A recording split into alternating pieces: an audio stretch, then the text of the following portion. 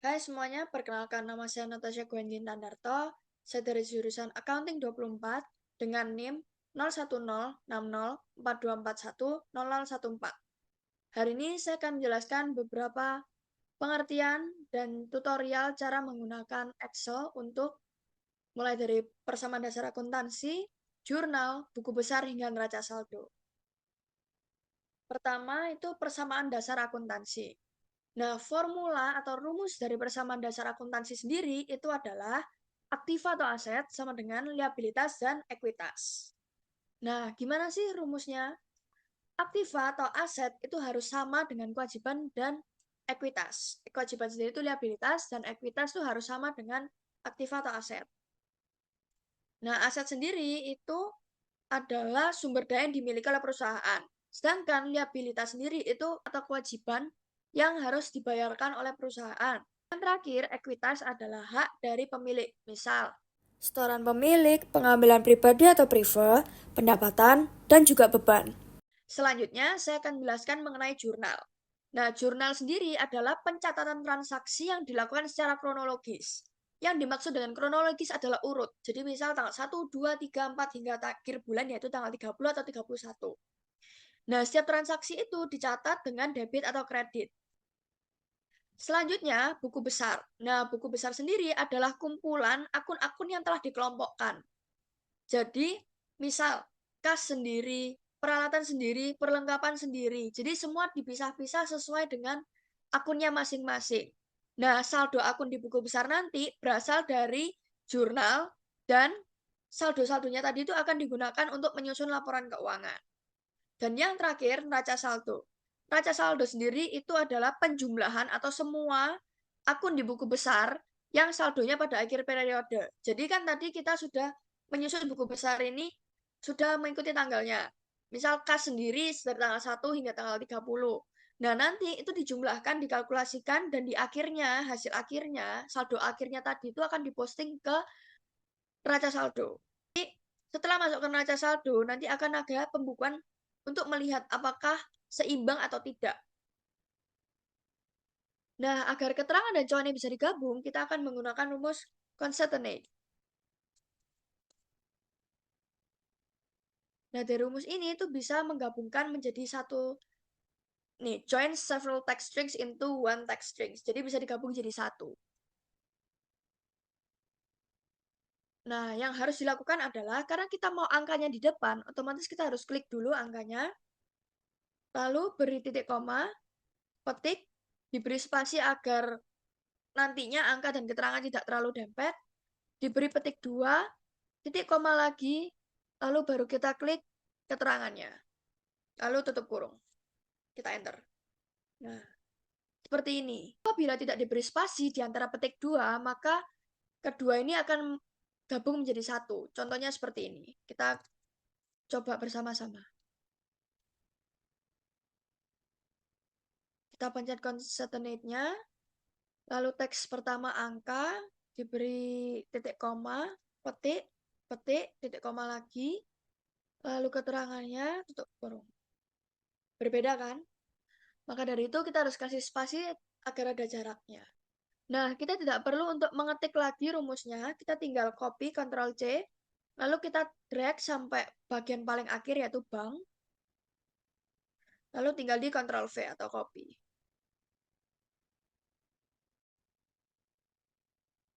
Selanjutnya, kita akan membuat akun debit dan kredit. Agar ada listnya dan kita tidak perlu mengetik satu-satu, kita bisa tinggal blok akun debit dan kredit, seperti ini, blok sampai bawah. Lalu, kita ke data validation di sini, yang berada di data. Kita pencet data, lalu di sini ada data validation. Kita klik.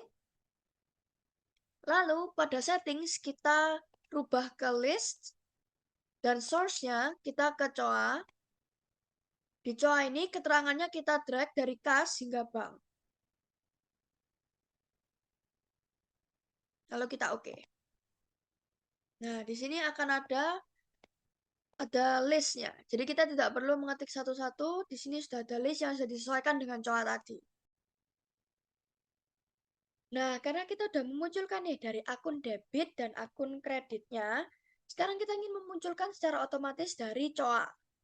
Nah, rumus yang akan kita gunakan adalah rumus if. Jika akun kreditnya sama dengan 0, titik koma, maka VLOOKUP-nya kita buka kurung, C2 atau akun debit, titik koma, kita ambil data dari COA, kita select semua hingga bank, lalu kita beri titik koma lagi.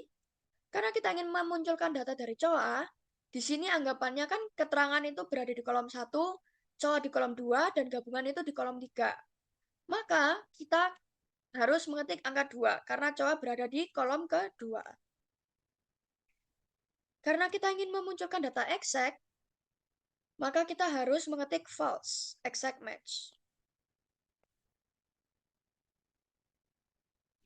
Lalu tutup kurung.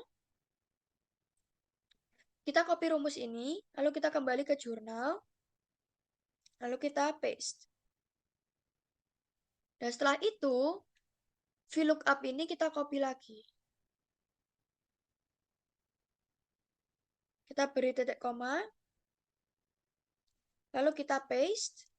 Namun, karena ini tadi C2, C2 ini kita ganti dengan D2.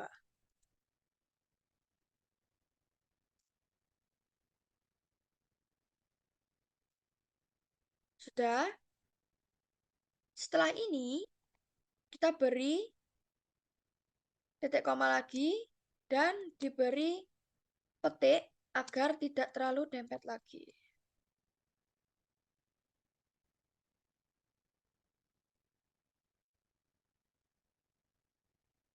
Nah, sudah, lalu kita enter. Nah, karena hasilnya NA, kita bisa mempercantiknya dengan menambahkan rumus if error.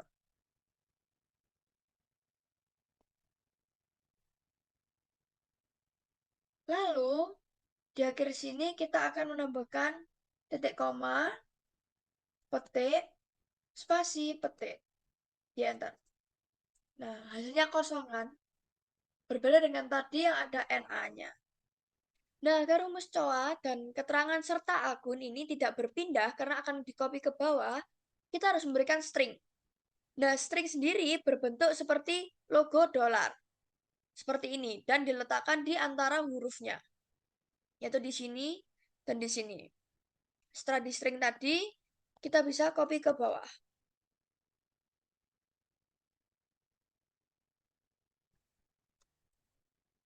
Nah, kita akan mencoba di akun kredit ini untuk membuktikan bahwa COA ini benar muncul. Misal kita rubah ke tanah. COA-nya akan langsung muncul ke 158. Kita lihat data di COA, tanah sendiri COA-nya 158. Jadi sudah sesuai. Kita langsung Ctrl V. Namun ini kita rubah ke 3 karena yang tadi kita gunakan concatenate atau kita gabungkan tadi itu masuk ke bagian akun ini. Dan itu berada di kolom ketiga. Jadi kita langsung aja enter, langsung tergabung atau dari yang concatenate tadi. Aku udah ada beberapa soal yang bisa dikerjakan langsung. Yang pertama di sini ada surat penyetoran modal yang dilakukan oleh pemilik dan juga investor, yaitu Lukas Wong dan Junalim di sini. Karena penyetoran modal ini dilakukan pada tanggal 1 November 2022, maka di kolom tanggal sini kita bisa isi 1 November 2022. Nah, di akun debitnya kita bisa mengisinya dengan kas. Kenapa bisa diisi dengan kas? Karena adanya penyetoran uang tunai. Karena uang tunai otomatis akan bertambah ke kas. Karena kas di sini akan bertambah, maka dari itu kas akan berada di akun debit.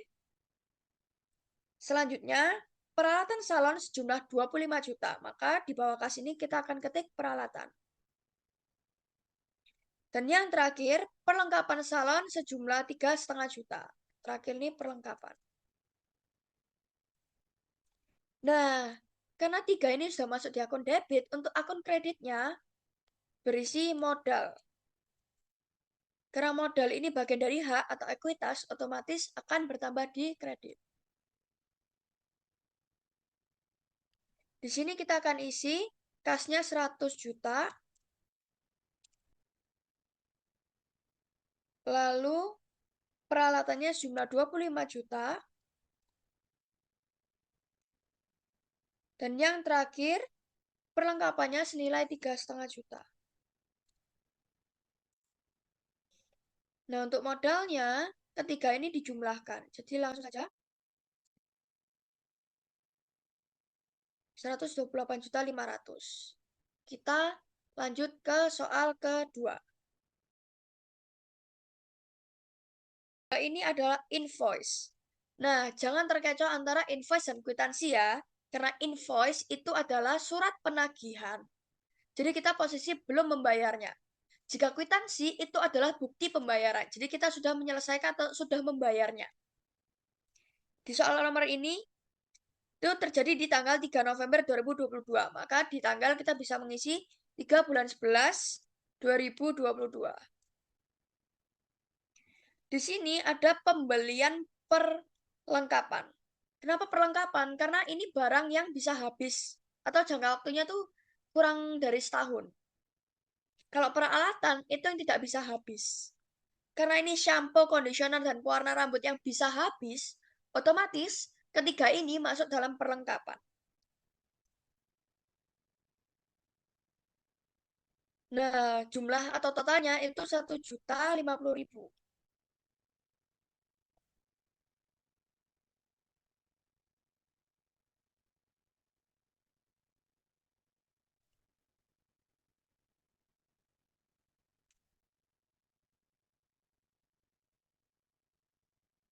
Nah, nominalnya adalah 1.050.000.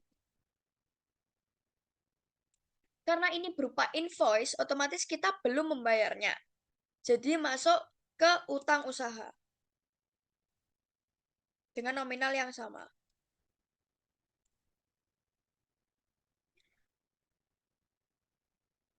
Nah, kita akan lanjut ke soal nomor 3.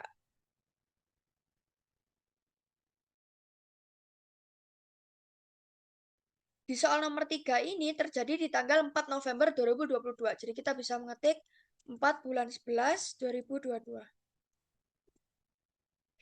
Di sini sudah telah diterima uang dengan jumlah 1.050.000. Maka dari itu, ini merupakan bukti bayar atau kwitansi. Karena kita sudah membayarnya, utang usaha akan berkurang di debit. Otomatis di kolom debit atau di akun debit ini, utang usaha di atas. Dan karena kita membayar, otomatis kas akan berkurang. Di sini utang usaha 1.050.000. Sama halnya dengan kas. Karena kasnya berkurang, otomatis akan masuk ke kolom kredit. Selanjutnya, pada tanggal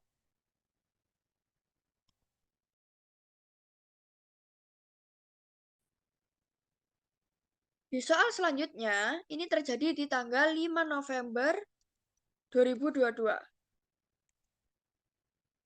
Di mana kita, salon jalanin aja dulu, sudah membayar nih premi asuransi buat 1 tahun.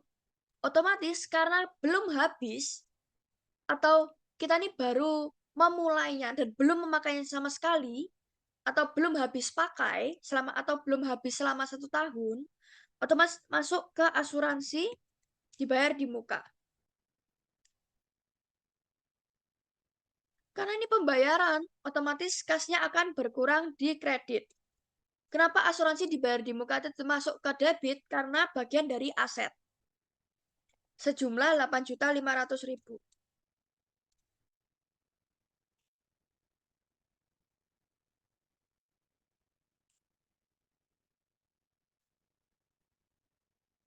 Sini saya kasih rupiah juga.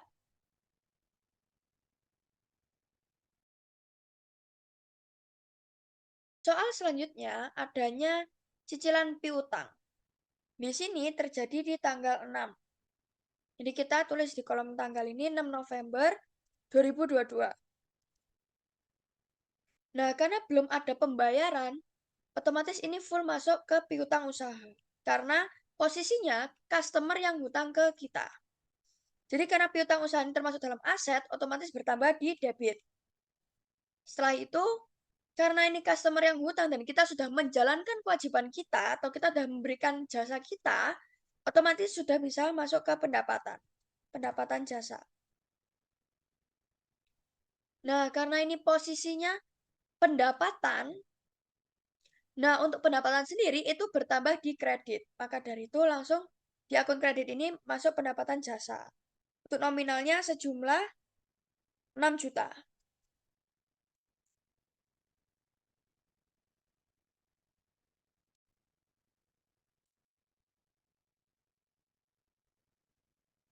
Lanjut ke tanggal 8 November 2022. Di sini udah ada cicilan pertama nih untuk piutangnya sejumlah 1 juta.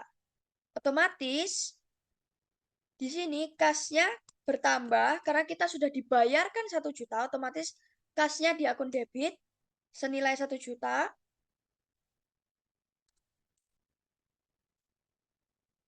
Lalu untuk kreditnya karena piutangnya berkurang, otomatis masuk ke kredit.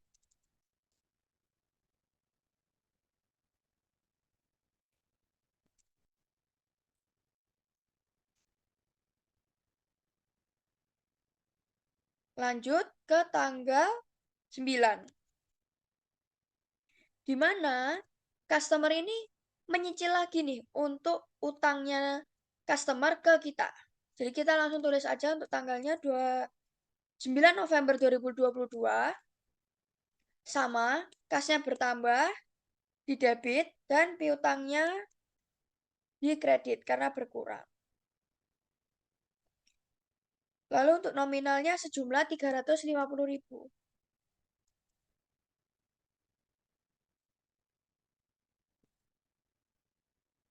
Lanjut ke cicilan ketiga. Cicilan ketiga ini berada di tanggal 10 November. Jadi di kolom tanggal kita masukkan 10 November 2022. Dengan akun yang sama, karena kita dibayar, otomatis kasnya kita bertambah di debit. Dan karena customer sudah membayar kewajibannya, otomatis piutang usahanya berkurang. Jadi masuk di kredit. Senilai 2 juta.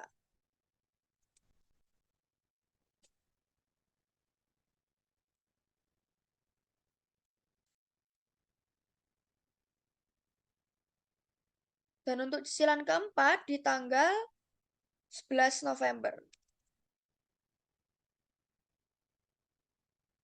Dengan akun yang sama, kas dan piutang. Untuk nominalnya berada di 650.000.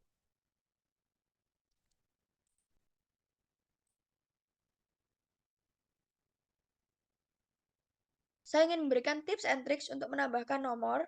Kita bisa select 2 nomor di sini, lalu kita ke bagian ujung dan di double klik. Di situ langsung akan menambahkan nomornya secara otomatis. Oke, lanjut kita ke tanggal 12, di mana ini sudah cicilan terakhir. Jadi di kolom tanggal kita masukkan 12 bulan 11 2022 dengan akun yang sama. Untuk nominalnya sendiri 2 juta.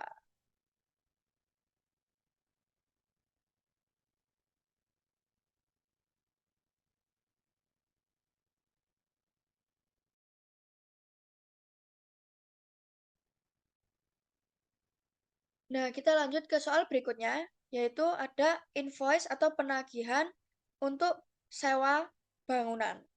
Di sini terjadi di tanggal 14. Karena ini invoice, otomatis kita belum membayarnya. Dan ini sewa ruko untuk 1 bulan saja. Otomatis sudah bisa dibilang sebagai beban.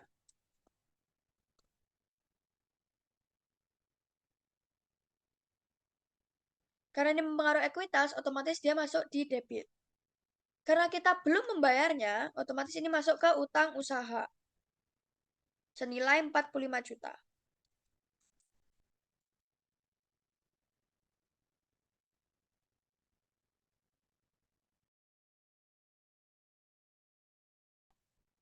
November 15.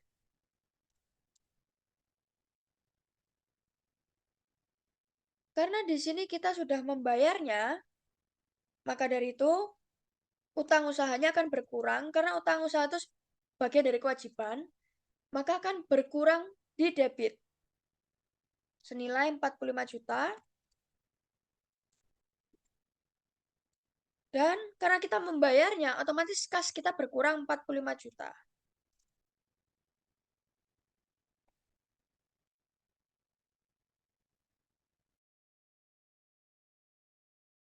Di sini ada bukti transfer bank untuk pembayaran gaji pegawai. Di sini terjadi di tanggal 18 November, maka di kolom tanggal kita akan masukkan 18 November 2022. Nah, karena ini beban gaji, otomatis akan bertambah di debit. Beban gaji dan upah. Dan karena kita membayarnya menggunakan bank atau transfer bank, otomatis bukan kas yang berkurang, jadi bank yang berkurang. Di sini kita masukkan senilai 1.500.000.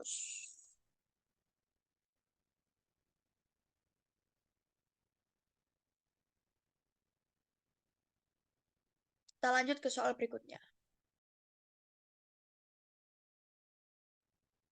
Sekarang kita ke soal berikutnya. Ada bukti transfer lagi nih.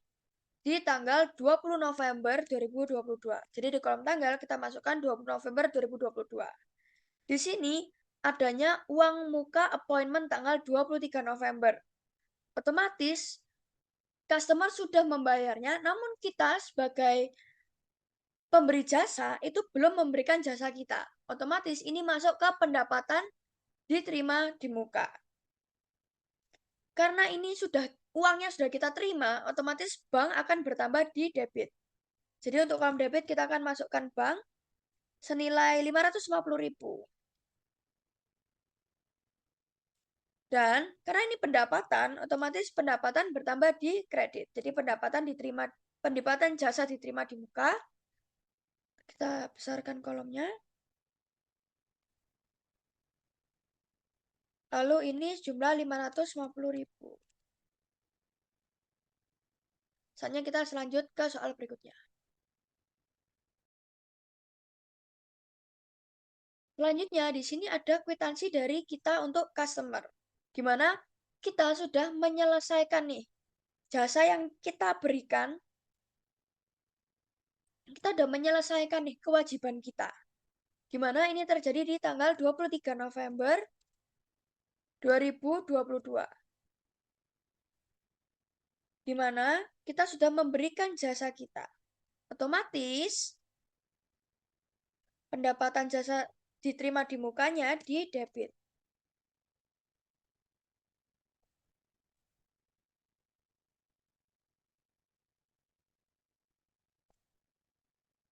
Lalu di kolom kreditnya kita masukkan pendapatan jasa. Senilai 550.000.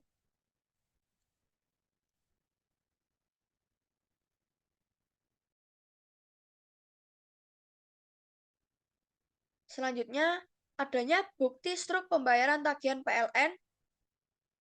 Nah, karena ini sudah termasuk sebagai beban, jadi kita akan menuliskan beban utilitas di sini. Kenapa kok beban utilitas ini di debit? Karena beban sendiri itu kan mempengaruhi ekuitas. Di mana karena ini bertambah, otomatis masuk ke debit. Lalu, di kolom kreditnya kita masukkan kas. Mengapa kasnya di kredit? Karena kita posisinya membayar atau mengeluarkan uang dari kas kita ini. Jadi kasnya di kolom kredit. Senilai 3.502.500. Jadi 3.502.500. 3.502.500.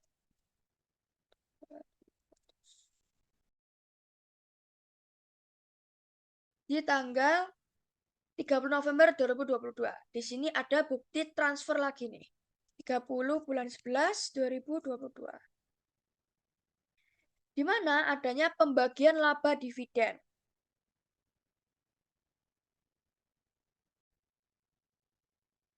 Nah, kenapa beban utilitas ini di debit? Karena dia mempengaruhi ekuitas dan dia mengurangi ekuitas sehingga masuknya ke debit. Kita lanjut ke soal berikutnya. Di sini ada bukti transfer di tanggal 30 November 2022 dengan berita pembagian laba dividen. Nah, dividen sendiri akan masuk ke debit karena dia akan mengurangi ekuitas. Dan juga di kolom kreditnya itu bank. Kenapa bank? Karena kita melakukan transfer dari bank. Maka dari itu berkurangnya di bank. Senilai 1.550.000.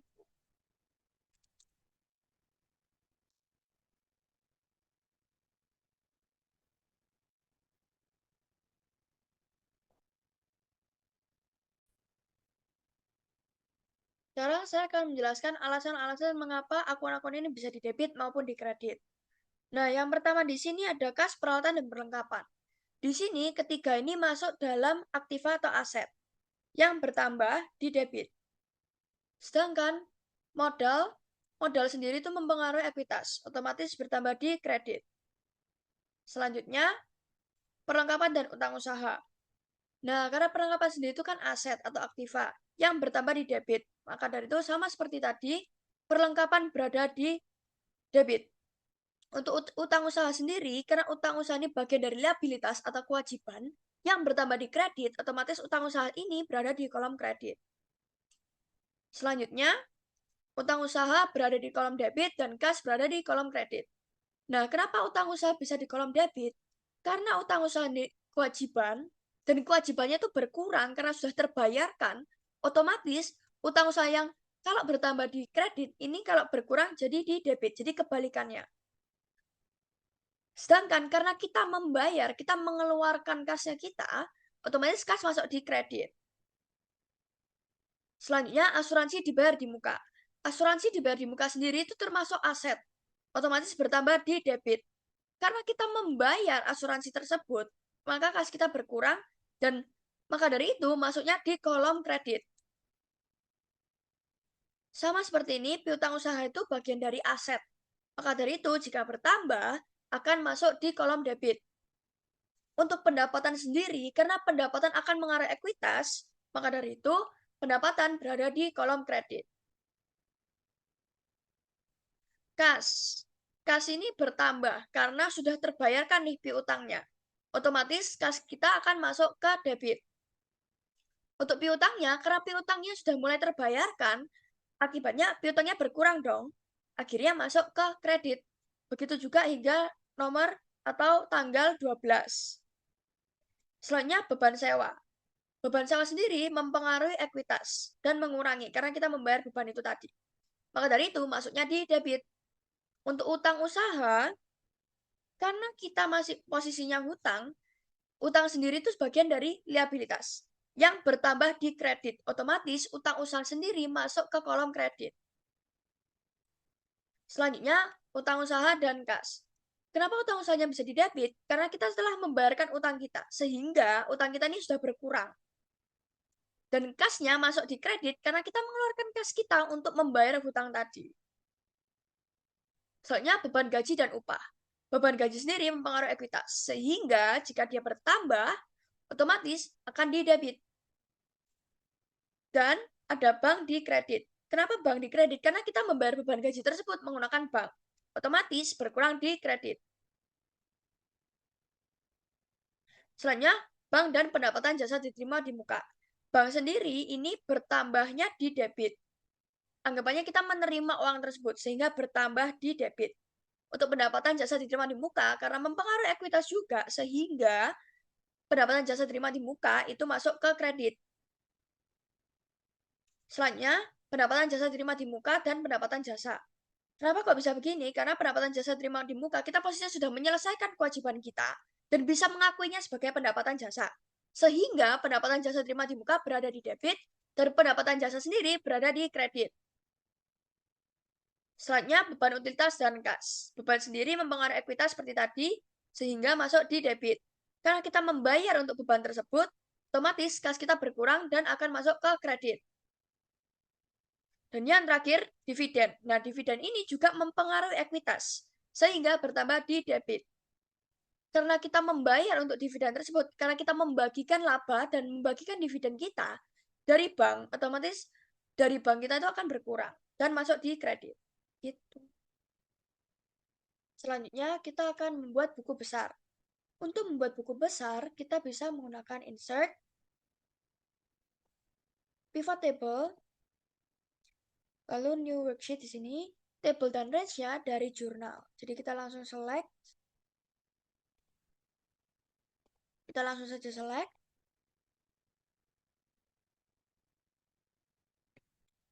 lalu new worksheet. Oke. Nah, di sini kita masukkan tanggal, debit, kredit, dan juga akun. Untuk akunnya dimasukkan ke filter. Nah, karena kita ingin mengetahui kasnya terlebih dahulu, maka kita akan pencet kas dulu. Klik kas. Nah, sekarang kita ingin mengetahui nih saldo dari debit dan kreditnya. Dengan itu, kita bisa menggunakan pivot table analyze. Kita ke fields, item, and sets. Calculated field. Dan untuk name-nya, kita bisa menggunakan debt. Lalu, formulanya atau rumusnya, kita bisa menggunakan if atau jika. Debit, kita double klik dari field sini. Lebih besar dari kredit. Titik koma. Debit, min, kredit. Terus titik koma lagi, 0, tutup kurung. Langsung oke.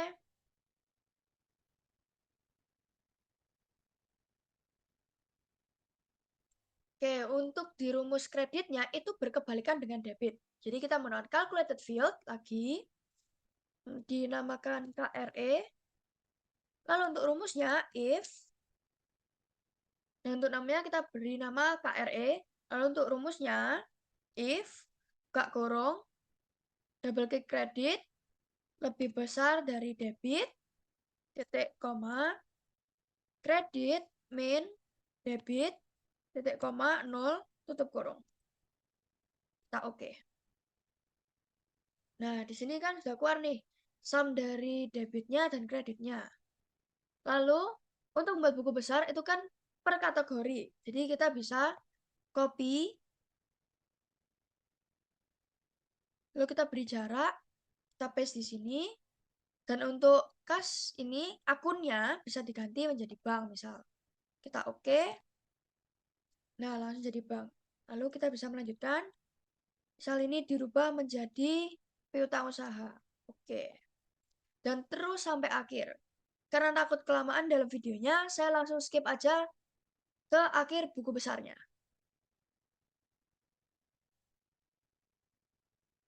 Ini merupakan buku besar yang sesuai dengan kategori masing-masing. Jadi, kas sendiri, bank sendiri, piutang usaha sendiri, perlengkapan, modal, pendapatan jasa, beban utilitas, beban gaji, dividen, asuransi, hingga beban sewa di sini. Nah, untuk pembuatan trial balance, kita bisa tinggal duplicate atau mengcopy, move or copy, dari buku besar ini. Jadi kita tidak perlu membuat dari awal. Cuma ada beberapa format dari fields-nya yang dipindah. Itu kita create a copy. Before sheets-nya trial balance. Oke, ini sudah ke copy. Ini kita bisa ganti namanya trial. Ini tadi karena saya buat baru, kita hapus saja biar nggak bingung. Oke, di sini kita cuma perlu satu aja, jadi yang lain bisa dihapus. Jadi bentar, kita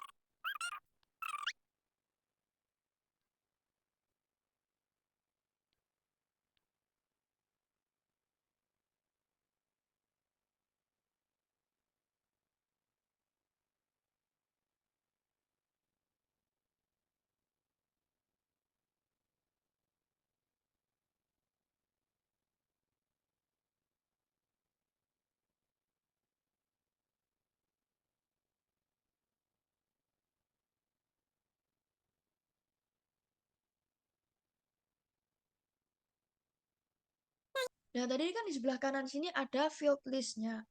Tapi karena di ini hilang, kalian kalau mau cari lagi, itu bisa dari yang analyze ini, kita pencet field list, dan kembali ada. Tadinya kan akun berada di filter.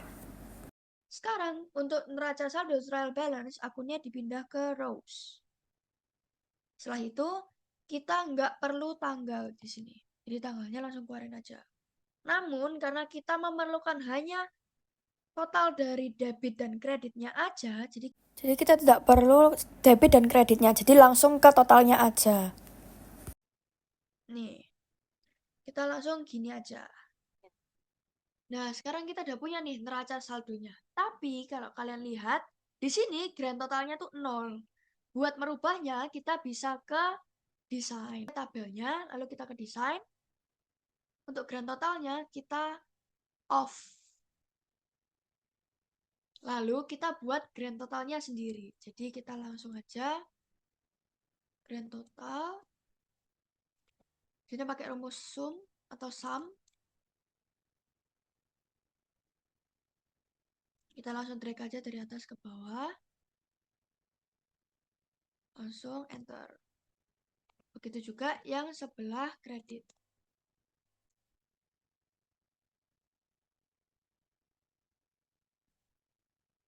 Balance. Sekian video dari saya. Terima kasih telah menonton.